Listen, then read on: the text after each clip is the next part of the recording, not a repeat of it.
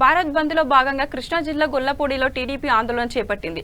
భారత్ బంద్ కార్యక్రమంలో పాల్గొన్న మాజీ మంత్రి దేవినేని ఉమామహేశ్వరరావు టీడీపీ నేతలు పాల్గొని కేంద్ర ప్రభుత్వం తీరును ఎండగట్టారు. రాష్ట్ర వ్యాప్తంగా భారత్ బంద్ కొనసాగుతుంది.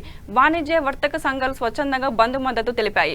స్టీల్ ప్లాంట్ ప్రైవేటీకరణ, పెట్రోల్ డీజిల్ ధరల పెంపునకు నిరసనగా వ్యవసాయ నల్ల చట్టాలను రద్దు చేయాలంటూ డిమాండ్ చేశారు. విశాఖ ఉక్కు ఆంధ్రుల హక్కు అంటూ నినాదాలు చేస్తూ ర్యాలీ చేపట్టారు.